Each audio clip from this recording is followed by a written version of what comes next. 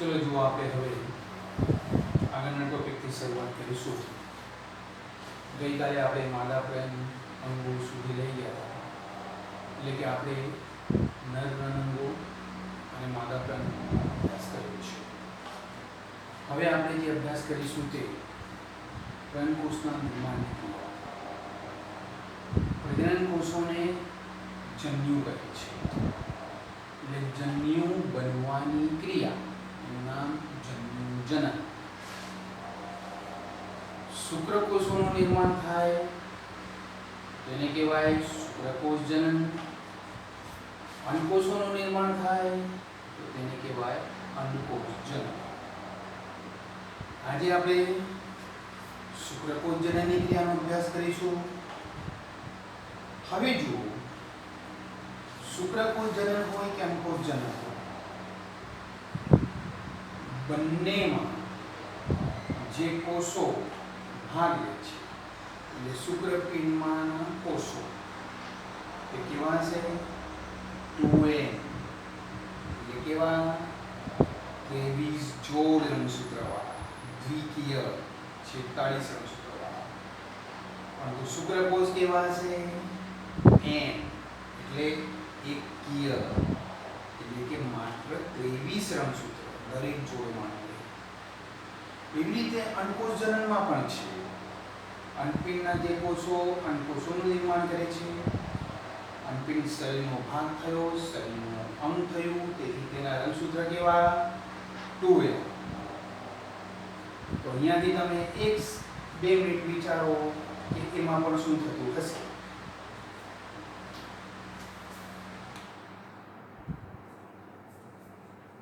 બોલો, ખ્યાલ આવ્યો? શું થતું હશે? તેમાં પણ એ 2n રંગસૂત્ર એટલે કે 23 જોડના રંગસૂત્ર ના કોષોનું એવું વિભાજન થતું હશે કે જેથી અંડકોષોમાં માત્ર n એટલે 23 દરેક જોડમાંનું એક જ રંગસૂત્ર આવે.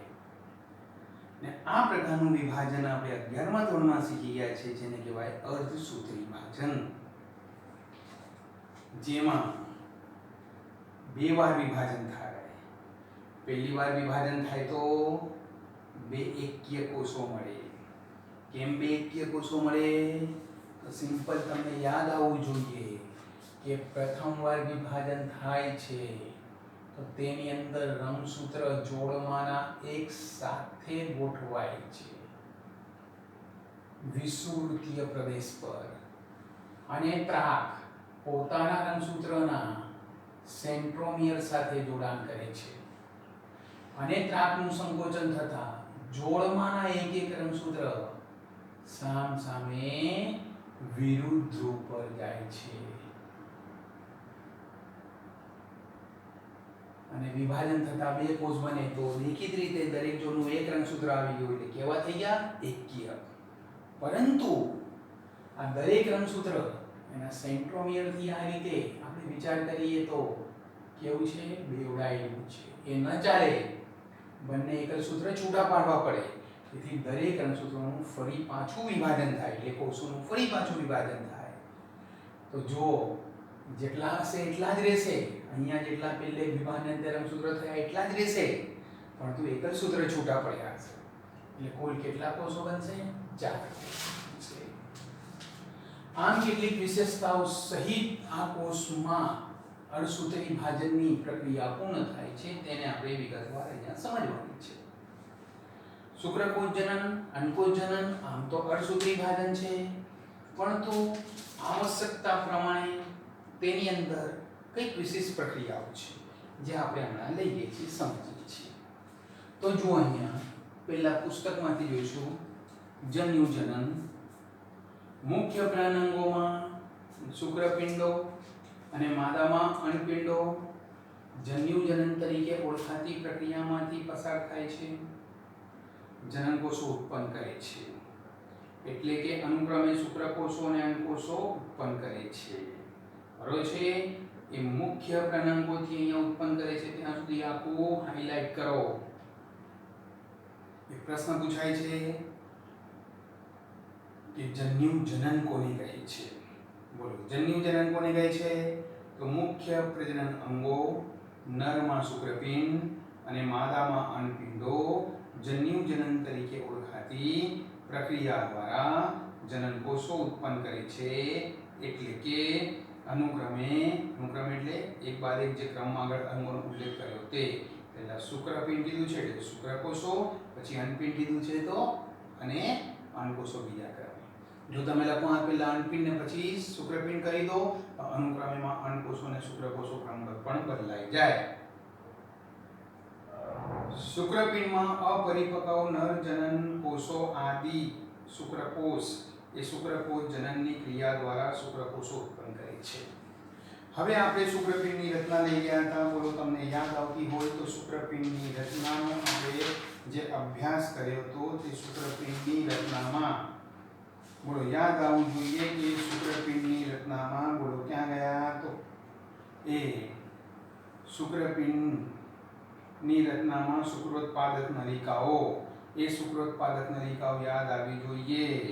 બોલો યાદ આવી? પેજ નંબર 43 પર જાઓ. 43 પેજ નંબર 43 નો બીજો પેરેગ્રાફ. દરેક ખંડિકા યાદ કરો શુક્રપિંડમાં 250 ખંડો હોય છે જેને શુક્રપિંડ ખંડિકાઓ કહે છે. હા એ બીજા પેરેગ્રાફની ઉપરની બે લીટીઓ છે.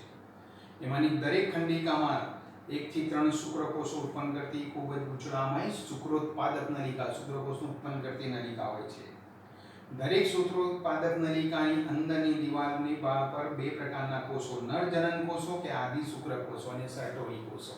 તો યાદ આવવું જોઈએ જે આપણે કરી ગયા હતા કે શુક્રપિંડમાં 250 જેટલી ખંડિકાઓ એ દરેક શુક્રોત્પાદક દરેક ખંડિકામાં શુક્રોત્પાદક નલિકાઓ એ શુક્રોત્પાદક નલિકાઓમાં બે પ્રકારના કોષો તેની સપાટીના કેટલાક કોષોનું નામ આદિ શુક્રકોષો એટલે કે આ શુક્રકોષોનું નિર્માણ કરવા માટે જેમ આધુનિક મનુષ્યનું નિર્માણ કરતો આદિ માનવો તો આ શુક્રકોષનું નિર્માણ કરતો કોષ એટલે કોણ? આદિ શુક્રકોષ. ખ્યાલ આવે છે? આ આદિ શુક્રકોષ ને આ બાજુના બીજા કોષો રહ્યા તે સર્ટોલી કોષો જે શુક્રકોષ જનન દરમિયાન પોષણ વગેરેની જરૂરિયાતો પૂર્ણ કરે છે. આ સ્પષ્ટ હોવું જોઈએ. તો દેખીતી રીતે બોલો આ જે આદિ શુક્રકોષોનો ઉલ્લેખ આપણે કર્યો તે શુક્રપિંડ એટલે શરીરનું અંગ છે, પ્રજનન કોષ નથી, શરીરનું અંગ છે, શરીરના સામાન્ય કોષોની જેમ છે. તો તેના રંગસૂત્ર 2n એટલે કે 46 એટલે કે 23 જોડ છે. યાદ હોવું જોઈએ. માત્ર પ્રજનન કોષો જ એકકીય હોય, બાકીના બધા કોષો દ્વિકીય હોય. જો કે નીચલી કક્ષાની વનસ્પતિમાં કેટલાક અલગ સ્વરૂપ હોય છે. ચલો જો અહીંયાથી આ જે આપણું જન્યુજનન છે તેમાં ફરી પાછા પેજ નંબર 47 પર આવો. શુક્રપિંડમાં અપરિપક્વ નર જનન કોષો એટલે કે આદિ શુક્રકોષો એ શુક્રકોષ જનન દ્વારા શુક્રકોષો ઉત્પન્ન કરવાની પ્રક્રિયા કરે છે. બરોબર? આદિ શુક્રકોષો આ પ્રક્રિયા યૌવનારંભથી શરૂ થાય છે કે યુવાન અવસ્થાની આરંભ અવસ્થાથી. આદિ શુક્રકોષો એક વચન આદિ શુક્રકોષ શુક્રોત્પાદક નલિકાઓની દિવાલની અંદર જોવા મળે છે. આપણે લઈ ગયા શુક્રોત્પાદક દિવાલની અંદરની સપાટી પર જે સમસૂત્રી ભાજન દ્વારા ગુણન પામી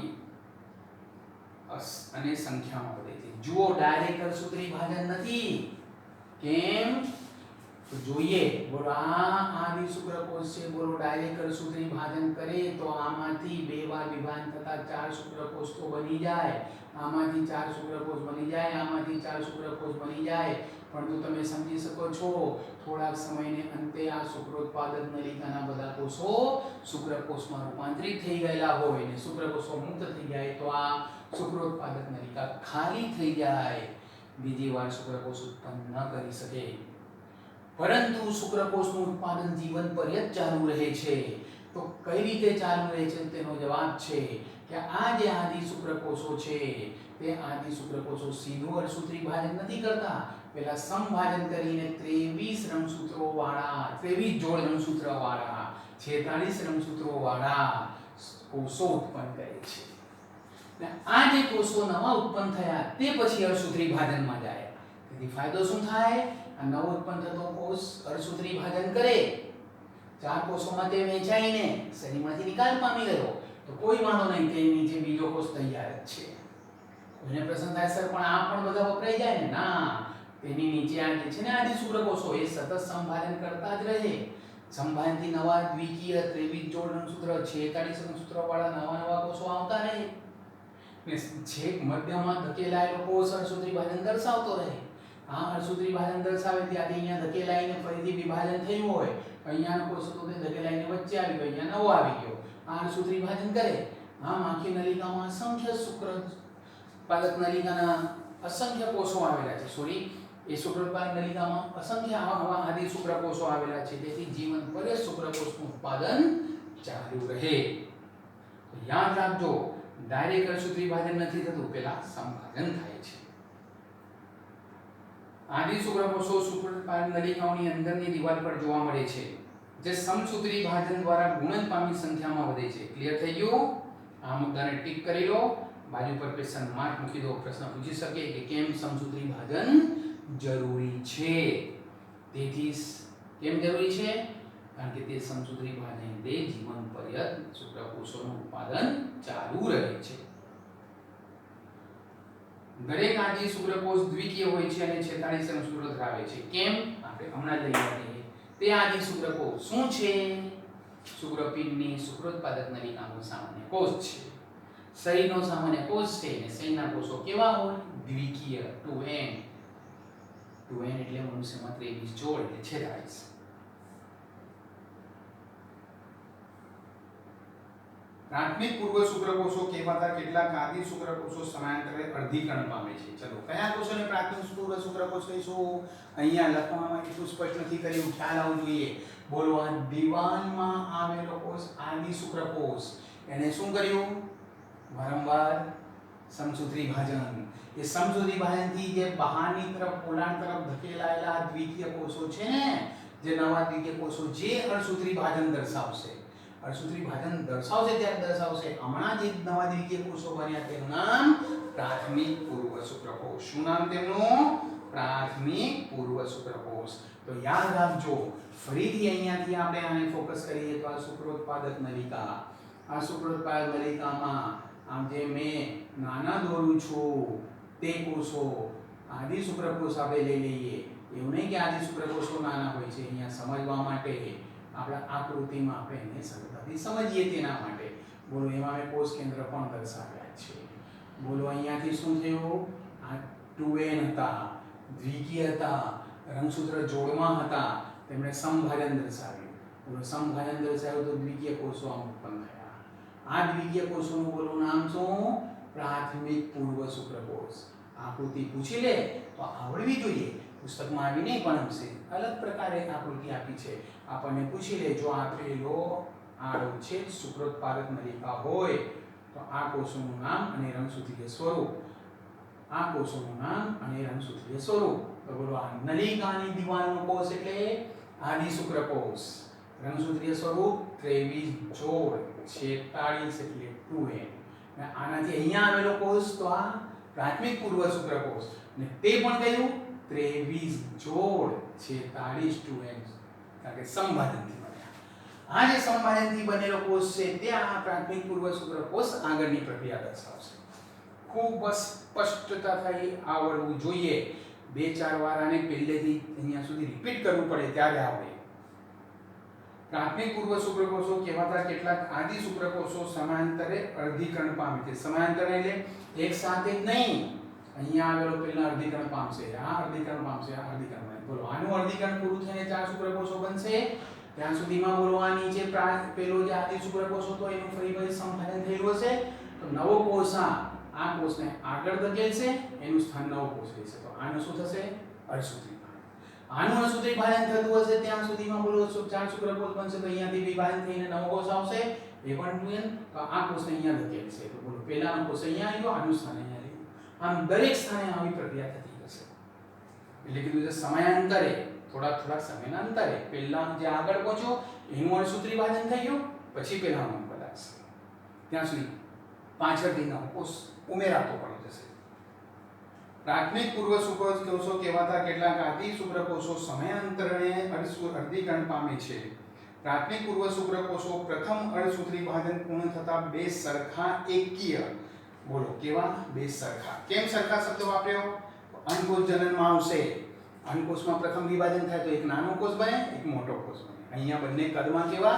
સરખા. સરખાની નીચે અંડરલાઈન કરો, બાજુમાં લખો કદમાં.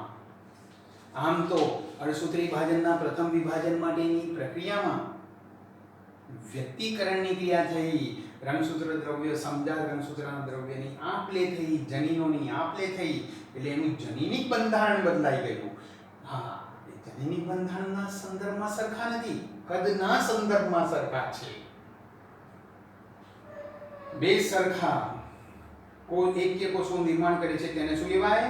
દ્વિતીયક પૂર્વ શુક્રકોષ. ચલો ધ્યાન આપો. અહીંયા ફરી પાછી આ આકૃતિ અહીંયા દોરું છું.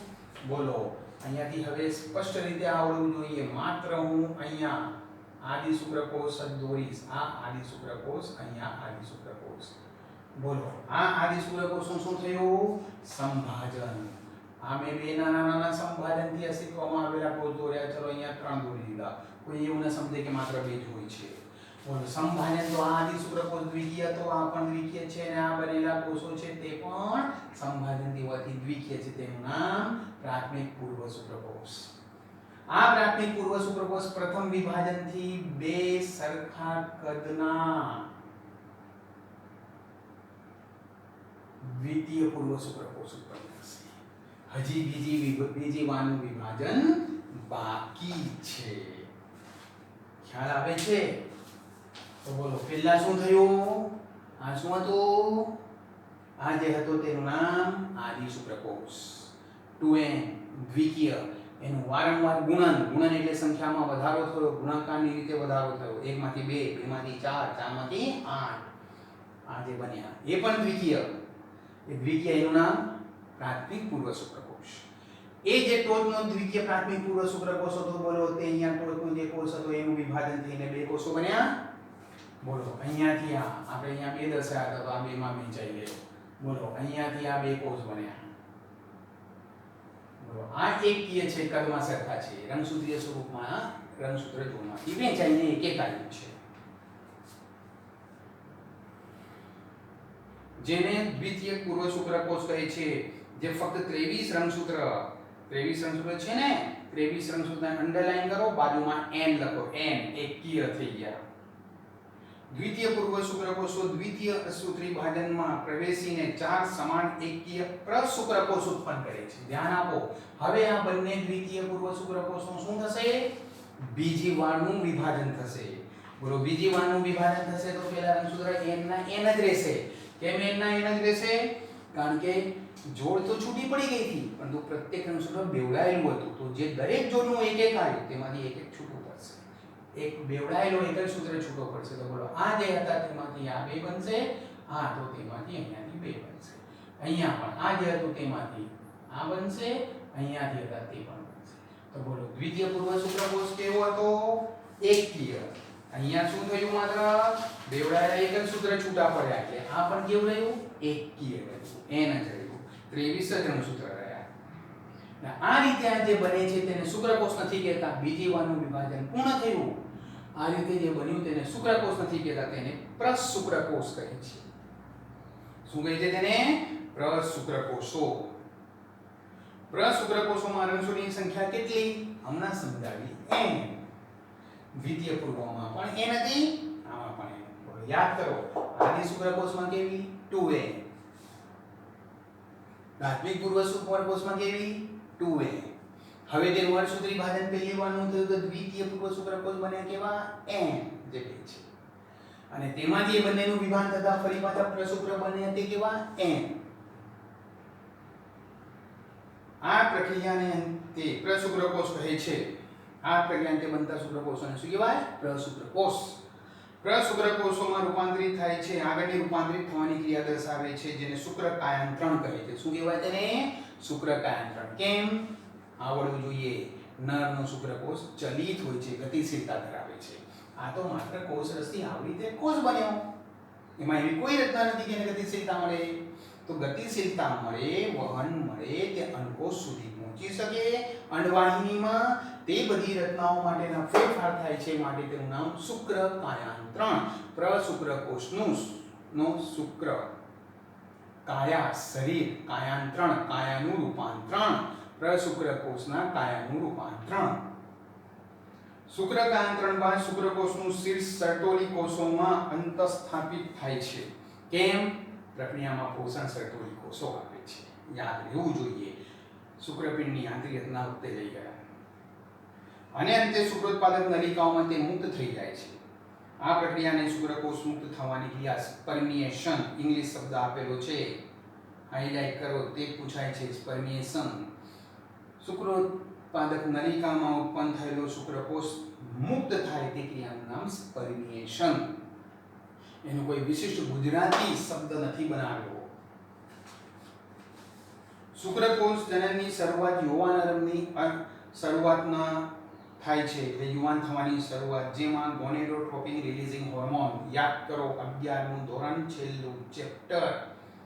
અંતઃસ્રાવી ગ્રંથિઓમાંથી પહેલી ગ્રંથિ હાઇપોથેલેમસ, બીજી પિટ્યુટરી.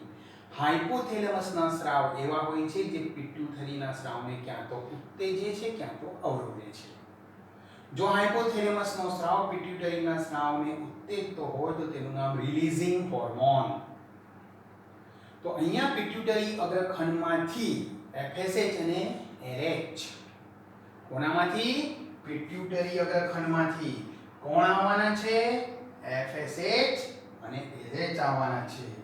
એક પિટ્યુટરી અગ્રખંડમાંથી FSH અને LH આવવાના છે. તો જો અહીંયાથી સ્પીડમાં આપણે લઈશું. બોલો શું છે? પિટ્યુટરી અગ્ર, એમાંથી આના માટે જરૂરી બે અંતઃસ્રાવ છે, FSH અને LH. બંને પ્રજનન અંગો પર અસર કરનાર પ્રજનન અંગોને ગોનેડ્સ કહેવાય. ગોનેડ માટે આ બંનેનું નામ ગોનેડોટ્રોપિન હોર્મોન. ગોનેડોટ્રોપિન હોર્મોન એટલે અંતઃસ્રાવ. પરંતુ એમને એમ ના આવે. આ ખબર કોને પડે? મગજને. મગજનો સ્રાવી ભાગ એટલે કોણ? હાઇપોથેલેમસ. તો હાઇપોથેલેમસને ખબર પડી કે શુક્રકોષ ઉત્પન્ન કરવો છે, તો તે પિટ્યુટરી અગ્રખંડમાં એવો સ્રાવ મોકલશે જેથી FSH અને LH મુક્ત થાય. FSH અને LH ને ગોનેડોટ્રોપિન હોર્મોન કહેવાય, GN.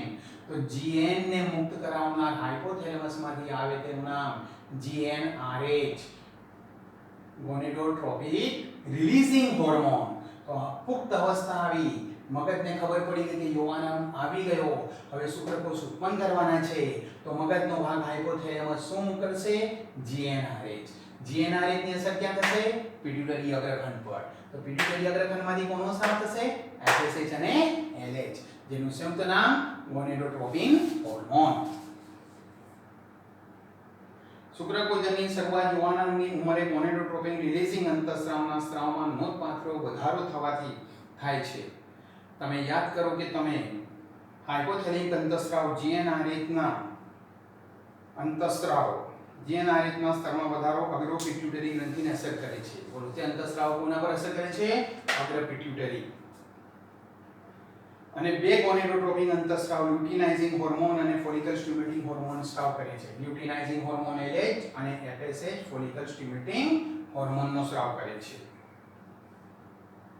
LH જો સ્ત્રાવને ઉત્તેજે છે લખ્યું છે. શું લખ્યું છે? સ્ત્રાવને ઉત્તેજે. હાઇલાઇટ કરો, ઉત્તેજે છે. આપણે પુસ્તકનો શબ્દ પકડવાનો. LH લેડિંગના કોષો પર કાર્ય કરે છે અને એન્ડ્રોજન્સના સંશ્લેષણ અને સ્ત્રાવને ઉત્તેજે છે. યાદ કરો લેડિંગના કોષો ક્યાં આવેલા? શુક્રોત્પાદક નલિકાની વચ્ચે આંતરાલીય કોષો, ઇન્ટરસ્ટિશિયલ સ્પેસમાં, આંતરાલીય અવકાશમાં. એ લેડિંગના કોષો પર જે અસર કરે છે LH. અને એન્ડ્રોજન્સ શુક્રકોષ જનનની પ્રક્રિયાને ઉત્તેજે છે. બોલો એક પછી LH જે અસર કરી ને કોના પર? આંતરાલીય કોષો પર. તો તેમાંથી શું ઉત્પન્ન થયો? એન્ડ્રોજન્સ, ટેસ્ટોસ્ટેરોન. તે જઈને કોના પર અસર કરે છે? શુક્રકોષના નિર્માણની ક્રિયા પર અસર કરે છે. આખી ટ્રીક છે આ. બોલો આ LH જઈને આ શુક્રોત્પાદક નલિકાની વચ્ચે અહીંયા રહેલા લેડિંગના કોષો પર અસર કરી. તો લેડિંગના કોષોમાંથી કોનો સ્રાવ થયો? એન્ડ્રોજન્સ. આ એન્ડોજન્સ અહીંયા અસર કરી કે તે શુક્રકોષનું ઉત્પાદન શરૂ થયું। આખી પ્રક્રિયા સ્પષ્ટ હોવી જોઈએ। હાઇપોથેલેમસમાંથી આવ્યો ગોનાડોટ્રોપિન રિલીઝિંગ હોર્મોન, તેણે અસર કરી પિટ્યુટરી અગ્ર પર, તો તેણે ગોનાડોટ્રોપિનને સ્રાવને ઉત્તેજ્યો, જેમાંથી LH લ્યુટિનાઇઝિંગ હોર્મોને અસર કરી શેના પર? આંતરાલીય કોષો પર, લેડિંગના કોષો પર, તેમણે એન્ડ્રોજન પર અસર કરી, તો એન્ડ્રોજને જેને આદિ શુક્રકોષોને શુક્રકોષમાં રૂપાંતરિત થવાની શુક્રજનનની પ્રક્રિયા પ્રેરી।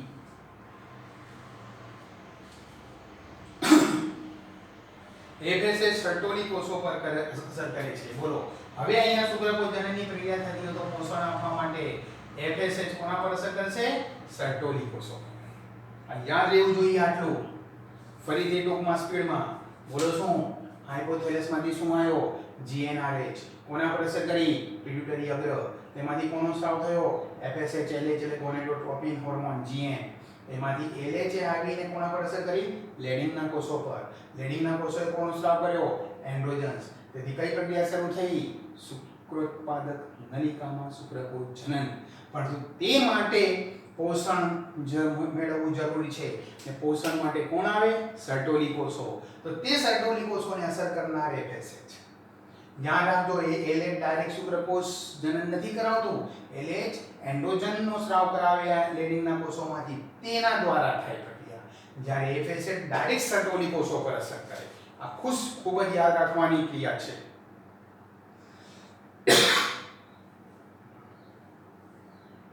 શુક્રકાંતરની ક્રિયામાં મદદ કરતા કેટલાક કારકોને પણ સ્રાવને ઉત્તેજે છે। બોલો દેખીતી રીતે શુક્રકોષ જનન કરાવશે એટલે પોષણની ક્રિયા કરાવશે, તે વખતે શુક્રકાયાંતરણ તેનું સ્વરૂપ બદલાય, ચલિત બને, તેની પ્રક્રિયા પણ કોણ કરે છે? FSH કરે છે। ચાલો શુક્રકોષની રચનાની તપાસીએ। હવે આપણે શુક્રકોષની રચના જોવાની છે। બોલો એ શુક્રકોષની રચના માટે જતા પહેલા જુઓ, ત્યાં તમને બાજુમાં જ આપેલી આકૃતિ 3.5 આવડી જોઈએ। જો બહારની તરફ નીચે આમ સળંગ જે કોષોનું આમ કહીને દર્શાવેલું સળંગ જે છે તે શું છે? શુક્રપિંડની બહાર રહેલું પાતળું આવરણ, સોરી મજબૂત સઘન આવરણ, તેની અંદર અડકીને બધા આવેલા કોષો છે, તે કોષો કયા છે? તો તે કોષો આદિ શુક્રકોષો અને સર્ટોલી કોષો। ચલો આદિ શુક્રકોષોમાંથી તમે જોઈ શકો છો એક બાદ એક આમ અડકીને ચાર એવા કોષો આપેલા છે। બોલો તેનો શરૂઆતનો કોષ કયો? તો સમભાજનથી બનેલો પ્રાથમિક પૂર્વ શુક્રકોષ। એ સમભાજનથી પ્રાથમિક પૂર્વ શુક્રકોષ બને એનું વિભાજન થાય। બોલો પહેલી બાજુનું વિભાજન થઈને બે એકીય બને તેનું નામ દ્વિતીય પૂર્વ શુક્રકોષ, ને એનું બીજી વાનું વિભાજન થઈને જે બને તેનું નામ પ્રશુક્રકોષ। ને એ પ્રશુક્રકોષમાં પોષણ મેળવીને તે શુક્રકોષમાં શુક્રકાંતરની ક્રિયા કરે। તો જુઓ કેટલાક તમે શુક્રકોષ અને શુક્રકોષ જોશો તો અન્ય કોષોને શીર્ષનો એનો ટોચનો ભાગ અડકેલો છે, એટલે સર્ટોલી કોષમાં ઉપેલા હોય છે। ચલો શુક્રકોષની રચનાની તપાસીએ તો તેમાં ચાર ભાગ કયા કયા? શીર્ષ, ગ્રીવા, મધ્ય ભાગ અને પૂંછડી। ગ્રીવા શું છે? તો આગળનો શીર્ષનો ભાગ અને મધ્ય ભાગને સાંકળતો પોઈન્ટ છે, એનું વધુ કોઈ મહત્વ નથી। પૂંછડી સતત આમ સંકોચન વિસ્તરણથી ગતિશીલતા દર્શાવે, ગતિશીલતા માટે આપણે યાદ રાખવાનું છે કયો? શીર્ષ અને મધ્ય ભાગ। આ રચના સૂક્ષ્મદર્શીય છે એટલે માઇક્રોસ્કોપમાં જોઈ શકાય છે। રસપટલ શુક્રકોષના સમગ્ર દેહને આવરે છે, એવું નહીં કે માત્ર શીર્ષનો ભાગ કોષ રસપટલથી આવરી થશે કે માત્ર મધ્ય ભાગ। જો આખી રચના અહીંયા આપણે હમણાં શુક્રકોષની રચના તપાસી તો જોઈશું, આમ શીર્ષનો ભાગ, અહીંયા ગ્રીવાનો ભાગ, આ મધ્ય ભાગને આ પૂંછડી આપી, પૂંછડી ખાસી આપી, એવું નહીં કે આટલા ફરતે કોષ રસપટલ હશે। કોષ રસપટલ આમ ચારે બાજુ આખા તરફ હોય છે। અમારી આકૃતિ બરોબર નથી પણ તો તમને ખ્યાલ આવે તેના માટે મેં આવી આકૃતિ દોરી। ચારે બાજુથી એ કોષ રસપટલ એને આવૃત કરતું હોય છે। શુક્રકોષનું શીર્ષ વિસ્તૃત એકકીય કોષ કેન્દ્ર ધરાવે છે। કેમ એકકીય? અરે ભાઈ અણસૂત્રી ભાજનથી અસ્તિત્વમાં આવ્યું। તે વગરે છેડે ટોપી જેવી રચના ધરાવે છે। જો બાજુમાં આકૃતિ આપેલી છે, આગળનો ભાગ શીર્ષ, શીર્ષમાં જો આગળનો ઘટ્ટ ભાગ ટોપી જેવો શુક્રાગ્ર, શું નામ તેનું? શુક્રાગ્ર, અને રસ્તર ઉપરથી દોરેલું છે ને આખા શુક્રકોષ પર પહેલેથી લઈને છેલ્લે સુધી પૂંછડી સુધી જશે। તે શુક્રાગ્ર અંડકોષને ફલિત કરવામાં ઉત્સેચકોથી ભરેલો હોય છે, જેમાંનો એક અગત્યનું ઉત્સેચક યાદ રાખવાનું છે હાઈલ્યુરોનિડેસ. હાઈલ્યુ હાઈલ્યુ રો રને કામ માટે રો હાઈલ્યુરોનિડેસ. બાજુમાં લખેલું નામ પુસ્તકમાં નથી આપ્યો. મધ્ય ભાગ અસંખ્ય કણાભસૂત્ર ધરાવે છે. ખ્યાલ આવવો જોઈએ. શુક્રકોષની ગતિશીલતા જોઈએ. ગતિશીલતા માટે શક્તિની જરૂર પડે ને કણાભસૂત્ર શું છે? કોષનું પાવર હાઉસ. એટીપી બનાવવું. યાદ કરો. કયું પ્રકરણ? 14મું પ્રકરણ. યાદ આવ્યું? શું? ગ્લાયકોલિસિસ, ક્રેબ્સ ચક્ર વગેરે. કણાભસૂત્રમાં ક્રેબ્સ ચક્ર વગેરે થઈને ETS થઈને શું બને છે? એટીપી બને છે. તો આ એટીપી બનાવીને પૂંછડીને આપે તો પૂંછડી એટીપીની શક્તિ મુક્ત થવાથી આમ હલનચલન કરે એટલે તે ગતિશીલતા મળી જાય. જે સહાયક ગ્રંથિઓ છે કઈ કઈ યાદ આવી? કઈ કઈ? શુક્રાશય, બલ્બોયુરેથલ ગ્રંથિ અને પ્રોસ્ટેટ. એમના જે સ્રાવ છે તેને શું કહેવાય? શુક્રાશય રસ. તેની અંદર આ શુક્રકોષ હોય તો તે પૂંછડીને શક્તિ મળતા આમ હલનચલન કરે તો જે કંઈ તરંગો જે ઉત્પન્ન થાય તેમાં શુક્રકોષ ગતિશીલતા દર્શાવે. કણાભસૂત્ર ધરાવે છે જે પૂંછડીના હલનચલન માટે શક્તિ પૂરી પાડે છે તથા ફલન માટે શુક્રકોષની ચલિતતા માટેની સાનુકૂળતા પૂરી પાડે છે. મૈથુન દરમિયાન પુરુષ લગભગ 200 થી 300 મિલિયન જેટલા શુક્રકોષનો ત્યાગ એટલે સ્ખલન કરે છે. મૈથુન એટલે કે માદાના શરીરમાં શુક્રકોષ મુક્ત કરવાની ક્રિયા. તે વખતે જ્યારે શુક્રકોષ મુક્ત થાય તેને સ્ખલન કહે છે. જેમાંથી સામાન્ય પ્રજનન ક્ષમતા માટે ઓછામાં ઓછા જે 200 થી 300 મિલિયન મુક્ત થયા તેમાંથી કેટલા? ઓછામાં ઓછા 60%. 60% એટલે કેટલા થયા? 120 થી 180 મિલિયન સામાન્ય આકાર અને કદ ના હોવા જોઈએ. એટલા બાકીના જે છે તેમાં કંઈ ખામી હશે તો ચાલશે. પરંતુ આ જે છે તેમાંથી 40% શુક્રકોષ શક્તિશાળી હલનચલન વાળા હોવા જોઈએ. બોલો 40% ગણીએ તો બોલે કેટલા થાય? 80 મિલિયન થી 120 મિલિયન. યાદ રાખજો. શુક્રોત્પાદક નલિકામાંથી મુક્ત થતા શુક્રકોષો સહાયક નલિકાઓ દ્વારા વહન પામે છે. યાદ આવે છે સહાયક નલિકાઓ? કઈ કઈ? શુક્રોત્પાદક નલિકાઓમાંથી મુક્ત થઈને આવે તો શુક્રપિંડની અંદર જ વૃષણજાળ, શુક્રવાહિકાઓ, આ બંને શુક્રપિંડની અંદર. એ બહાર આવે તો શુક્રપિંડની બહારની સપાટી પર અંદરની તરફથી પાછળની તરફથી શું વળગેલું? અધિવૃષણ નલિકા.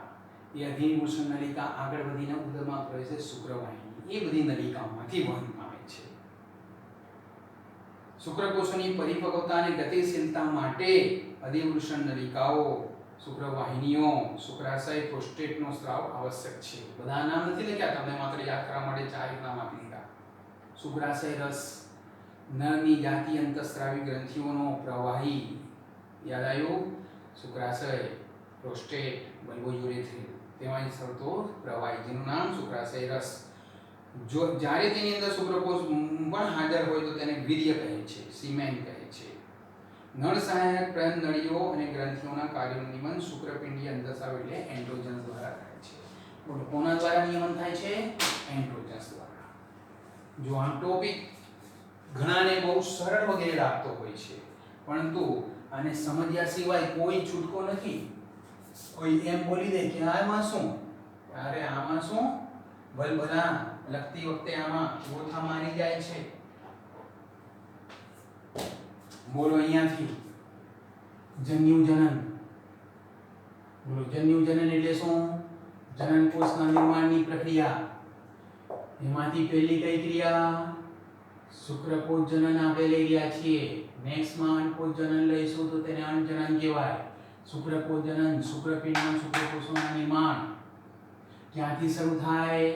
તો આદિ શુક્રકોષ, અપરિપક્વ શુક્રકોષ જે 2n હોય છે. બોલો કેવો હોય છે તે? 2n. યાદ આવ્યું ને? શુક્રોત્પાદક નલિકાનો કોષ યૌવનારંભ થી પ્રક્રિયા શરૂ થઈ જાય. શુક્રોત્પાદક નલિકાની દિવાલના કોષો એ આદિ શુક્રકોષ છે. તે 2n હોય છે. એટલે કે દ્વિકીય રંગસૂત્ર એટલે કે 23 જોડ રંગસૂત્ર ધરાવતા હોય છે. એ આદિ શુક્રકોષો 2n 23 જોડ રંગસૂત્ર ધરાવતા દ્વિકીય સમસૂત્રી ભાજન દર્શાવે. આ ક્રિયાને શું કહેવાય? ગુણન, જેથી ઘણા બધા કોષો બને તેનું નામ પ્રાથમિક પૂર્વ શુક્રકોષ. આ પ્રાથમિક પૂર્વ શુક્રકોષ પણ કેવો હોય? 2n દ્વિકીય. ત્રિવિધ જોડણ સૂત્ર. કેમ 2n દ્વિકીય? સમસૂત્રી વિભાજન થયું છે. ચલો, એ પ્રાથમિક પૂર્વ શુક્રકોષ અર્ધીકણની પ્રક્રિયા કરે છે. તો પહેલી વાનું વિભાજન કરે. પહેલી વાનું વિભાજન કરે તો 1 અને 2 આમે એટલે બે સરખા એકકીય કોષો બને. સરખાનો સંદર્ભ કયો છે? કદમાં સરખા.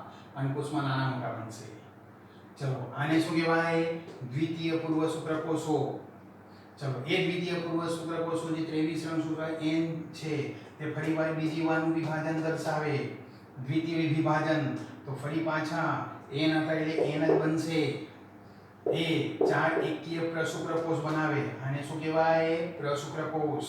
કેટલા રંગસૂત્રો ધરાવે? n એટલે કે 23 જોડ નહીં. આ પ્રશુક્રકોષો બોલો કઈ પ્રક્રિયામાંથી પસાર થાય? શુક્રકાયાંતરણ. તો તેથી શું બને? શુક્રકોષ બને. શુક્રકાયાંતરણ બાદ શુક્રકોષોનું શીર્ષ સર્ટોલી કોષોમાં અંતસ્થાપિત હોય છે. યાદ રાખવાનું, સર્ટોલી કોષમાં ખૂપેલ હોય છે તેના માટે કયો શબ્દ પુસ્તકમાં વાપર્યો છે? અંતસ્થાપિત હોય છે. ત્યારબાદ શુક્રોત્પાદક નલિકામાંથી મુક્ત થાય છે તે ક્રિયાને સ્પર્મિએશન કહે છે. યાદ કરો, મેં હમણાં કીધું, ટીક કરો. ચલો, આ જે પ્રક્રિયા માટેનું નિયમન અંતઃસ્રાવી ગ્રંથિ. બોલો કઈ ગ્રંથિ? હાઇપોથેલેમસ. કોનો સ્રાવ કરે? GnRH, gonadotropin releasing hormone. તેની અસર શેના પર થાય? અગ્ર પિટ્યુટરી ગ્રંથિ પર. તો તેમાંથી ગોનાડોટ્રોપિન હોર્મોન ઉત્તેજિત થાય. કયા બે હોર્મોન? LH અને FSH. બોલો કયા બે? LH અને FSH. FSH એટલે કોણ? Follicle stimulating hormone. બોલો LH લ્યુટિનાઇઝિંગ હોર્મોન. લેડિંગના કોષો પર અસર કરી એન્ડ્રોજન્સનો સ્ત્રાવ કરે, સંશ્લેષણ અને સ્ત્રાવ કરાવે, જેથી તે ઉત્તેજિત થતા શુક્રકોષ જનનની ક્રિયાને ઉત્તેજિત કરે. જ્યારે FSH જે છે તે FSH સર્ટોલી કોષો પર અસર કરે, તેથી શુક્રકાયાંતરણની ક્રિયા માટેની પ્રક્રિયામાં મદદ કરે છે. LH માટે યાદ રાખવાનું, FSH માટે જે કઈ છે તે. ચલો, શુક્રકોષની રચના. બોલો શુક્રકોષની રચનાનો આપણે અહીંયાથી અભ્યાસ કરીએ તો બોલો એ શુક્રકોષની રચના બોલો 4 ભાગની બનેલી. કયો પહેલો ભાગ? શીર્ષ. બીજો ભાગ ગ્રીવા. ત્રીજો ભાગ મધ્ય ભાગ અને ચોથો ભાગ પૂંછડી. એ માઇક્રોસ્કોપમાં જોઈ શકાય એવી છે. શુક્રકોષનું રસપટલ શુક્રકોષના સમગ્ર દેહને આવૃત કરે છે. ખાસ મુદ્દો યાદ રાખવાનો. ચલો, તેનો પહેલો ભાગ, જે અગત્યના બે ભાગનો આપણે અભ્યાસ કરવાનો છે. બોલો કયો ભાગ? એક અગત્યનો ભાગ શીર્ષ. બોલો કયો? વિસ્તૃત, પ્રમાણમાં મોટો એકકીય કોષ કેન્દ્ર ધરાવે છે. યાદ રાખજો, કેવું કોષ કેન્દ્ર ધરાવે છે? વિસ્તૃત. હા, એકકીય, કારણ કે અળસુત્રી બાંધથી તે બન્યા છે. તેના અગ્ર છેડે ટોપી જેવો ભાગ, જેને શું કહેવાય? જેને શુક્રાગ્ર કહે છે. શુક્રાગ્ર અંડકોષને ફલિત કરવામાં મદદ કરતા ઉત્સેચકો. જુઓ અહીંયાથી, જેમાંનો એક અગત્યનો કયો? એક છે જેનું નામ છે હાયલ્યુરોનિડેઝ. શું નામ છે તેનું? હાયલ્યુરોનિડેઝ. મધ્ય ભાગ. બોલો શુક્રકોષનો બીજો ભાગ એટલે કયો ભાગ? મધ્ય ભાગ. શું ધરાવે? અસંખ્ય કણાભસૂત્ર. તેથી તે પૂંછડીના હલનચલન માટે શક્તિ પૂરી પાડે. શુક્રકોષને ચલિત થવાની સાનુકૂળતાઓ પૂરી પાડે.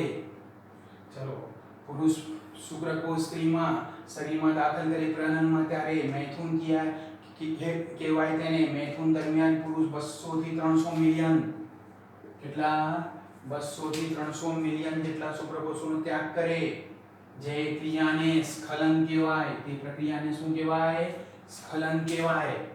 જેમાંથી 60% જેટલા સામાન્ય આકાર અને કદના હોવા જોઈએ. બોલો સામાન્ય 60%. તો 200 ના 60% એટલે 6 દુ 12, 120 ને 300 ના 6 તરી 18 એટલે 180. 120 મિલિયન થી 180 મિલિયન. અને તેમાંથી 40% શક્તિશાળી હોવા જોઈએ, હલનચલન વાળા. 40 ગણીએ તો 4 દુ 8 ને 4 તરી 12 સામાન્ય હોય 120 થી 180 મિલિયન, પરંતુ ગતિશીલતા શક્તિશાળી ગતિશીલતા 80 થી 120 મિલિયન ની હોવી જોઈએ. વીર્ય શુક્રોત્પાદક નલિકાઓમાંથી મુક્ત થતા શુક્રકોષો સહાયક નલિકા દ્વારા વહન પામે છે. શુક્રકોષોની ગતિશીલતા અને પરિપક્વતા માટે અધિવૃષણ નલિકા, શુક્રવાહિનીઓ, શુક્રાશય, પ્રોસ્ટેટ ગ્રંથિનો સ્રાવ આવશ્યક છે. આ બધા સ્રાવ શુક્રાશય રસ કહેવાય છે. યાદ રાખવાનો, તે બધા સ્રાવને શુક્રાશય રસ કહેવાય. એ શુક્રાશય રસ અને શુક્રકોષ બંનેને સંવૃત્તે વીર્ય કહેવાય. નર સહાયક ગ્રંથ નળીઓ અને ગ્રંથિઓના કાર્યનું નિયમન નરના વિશિષ્ટ અંતઃસ્રાવ એટલે એન્ડોજન્સ કહે છે તેમના દ્વારા શક્ય બને છે. હવે ચાલો તો જુઓ આટલું બરોબર તૈયાર કરો, આનાથી આગળનું નેક્સ્ટ